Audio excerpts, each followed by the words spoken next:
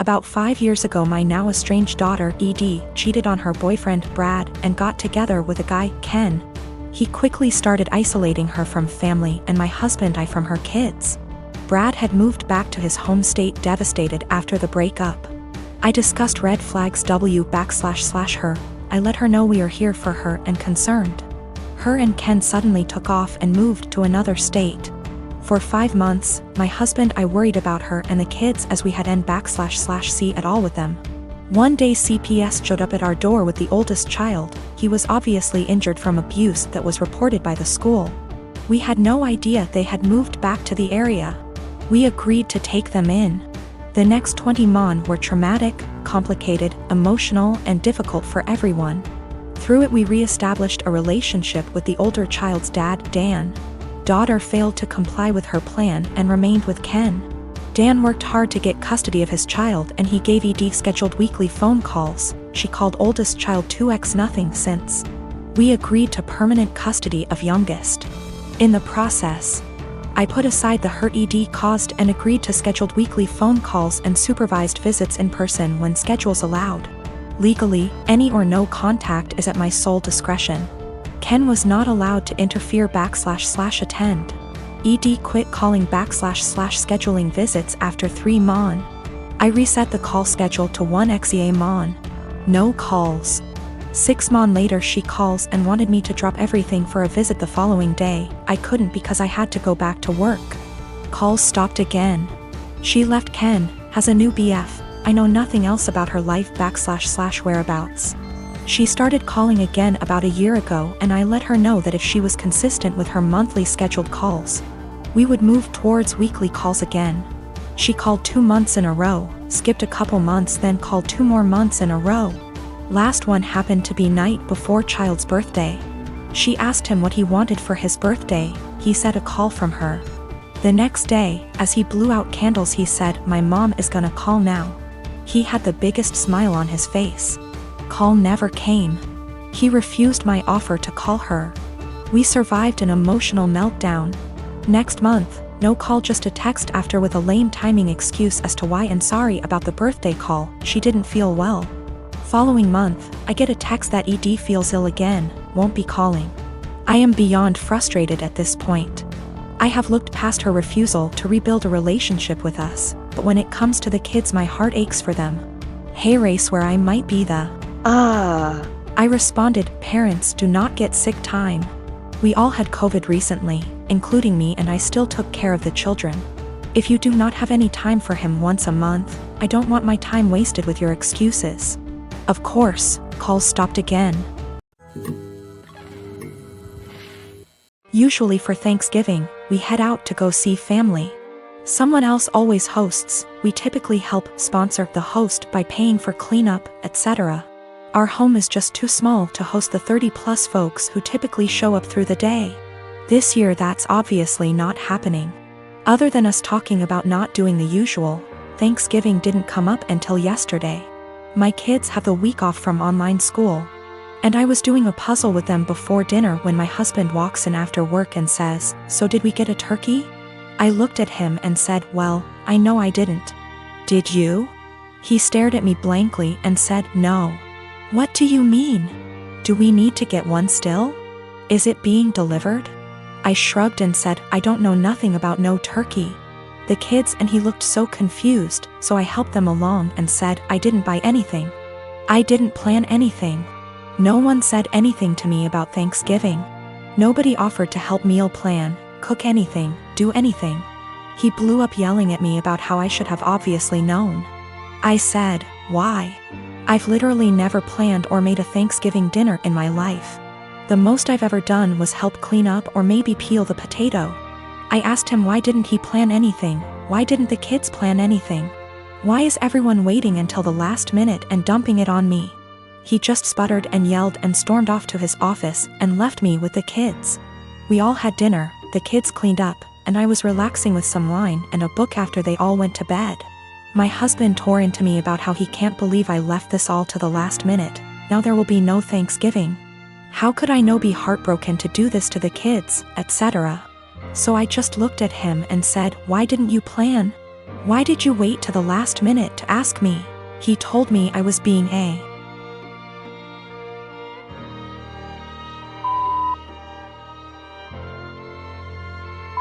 for no reason and stomped off to go sleep in his office.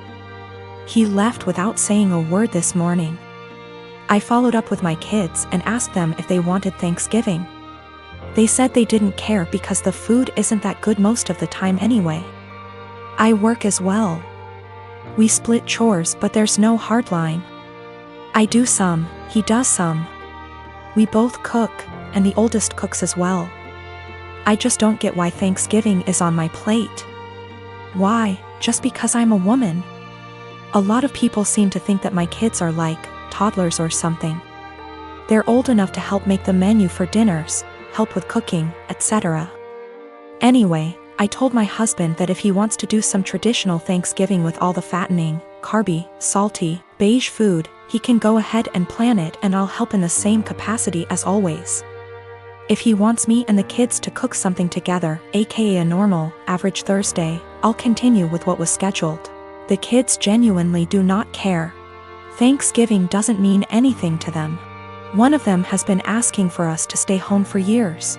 One of them barely touches the food as it, and the other one only likes to go so she can see her cousins.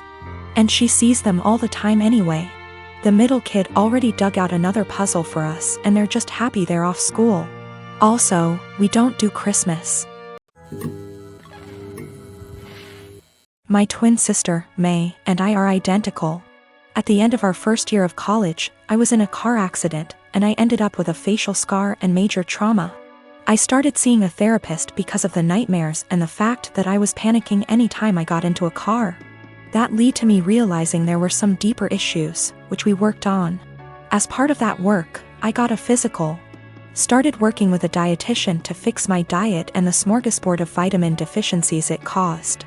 I started working out, strength training 3 days and sprints or hit on 3 with our older sis. By the end of our first year of college, we had each gained about 30 pounds. By the end of the next year, I had lost half of it, but I was smaller at 134 pounds than my previous 120 because of the muscle mass. And that's been my size for the past half decade. I found a new beautician, and she gave me long layers to make my natural curls be curls instead of waves of frizz. I always wanted but that my old one said would look bad and refused. I stopped bleaching it and let it go its natural dark blonde / light brown. I stopped spray tanning. Again, that's been my look for the past 5 years. I live in a rural area, and the internet isn't great. Things like FaceTime just aren't options, and I can't post a lot of pics on social media / see of it. This is relevant because a big issue is that May didn't see me over the quarantine. We talked on the phone a couple times a week, but it mostly revolved around her wedding planning. She got engaged before the Rona put us on lockdown. I wasn't her mo, so mostly I was being told decisions, not involved in the process. When it came to the bridesmaids' dresses, May sent our sister, Sil, and me a link and told us to get it in our size. Same with hair and makeup, but we had to arrange for a beautician because May's wouldn't do more than 4. And she wanted her friends at the appointment with her. Except she didn't do a bachelorette party with us, she did with her friends, or rehearsal dinner. So May didn't see any of us until the start of the wedding. She was livid. Apparently, she thought we would have stopped working out because of the Rona, even though we did it at home. Or that we would have stopped when she announced her engagement, so we didn't upstage her. She was mad because I didn't try to hide my scar and didn't tan, thought it would be implied. She made several snide remarks before throwing a drunk temper tantrum at the reception, basically accusing the 3 of us. But me ESP of trying to upstage her. I don't have that excuse / see I was a DD so sober, but I, quite famously, have a low tolerance for angry or crying drunks. I told her, if you're so insecure, you should have got off your ass instead of expecting us to lay on ours to make yours look better. It only got worse. Our family is on my side / see I didn't start it or do anything. But his family and her friends are giving me shit. I am a bridesmaid for one of my closest friends, Jackie. I've been so excited to help. I was in charge of the bridal shower, the games, decorations, menu. I left the guest list to Jackie's sister. Due to religious reasons, I wear a headscarf. I love and am proud of it. In the group chat with other bridesmaids, I was talking about how excited I am to attend a girls-only event. I recently dyed my hair and wanted to show it off. I even paid extra to ask for a girls-only staff that day. Day of, as guests arrive, I realize that one of them is Tori. I know Tori as a family friend of Jackie's, but the few times I met her, it was before her transition to female. I was aware of it but unaware she was coming to the shower. I don't mind at all OFC and she's a lovely person, but I decided to keep my scarf on. As everyone's eating later, I'm passing by the tables to make sure everyone's good, and one of the bridesmaids mentioned that they hadn't gotten to see my hair and they'd wanted to see the change in person. I tried to dismiss it at first or say, "Oh, I'll show you later." But the other girls at the table got curious. I got uncomfortable and I just said, "Oh, I'm actually not really comfortable taking it off right now," when pressed as to why. I said there's guests I don't feel comfortable taking it off in front of. There was a collective "Oh." And I thought, cool, that's over. But one girl got aggressive and asked if I'm referring to Tori. She's loud and other tables turned to look. I don't answer. The girl asks if I wear one around men, so I say yes.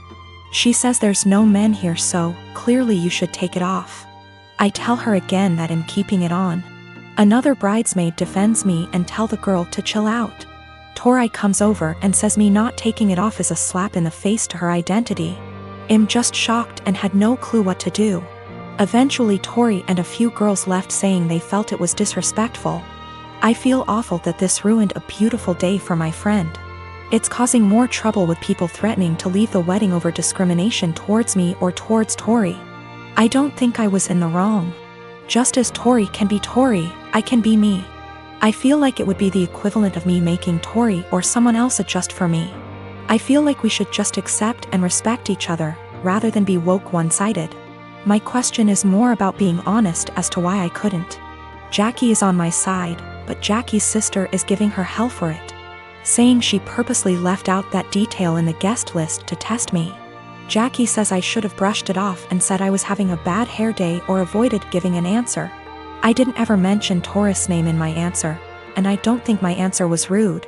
But seeing how much stress it's causing him, thinking I should have made up a lie? When I said no, Tori and a few others pushed it and Tori gave the ultimatum that I have to take it off as a sign of respect or they would leave. I said no. They ridiculed me, my faith, and even the bride and others for defending me. They were blatantly hateful towards my religion, and Jackie's sister purposely arranged for this to happen. For the religious standpoint, I am not aware of where she is in transitioning or what her sexual preferences are. I would never ask either, as that is personal. But that is information I would like before making a decision on how comfortable I feel with exposing my hair.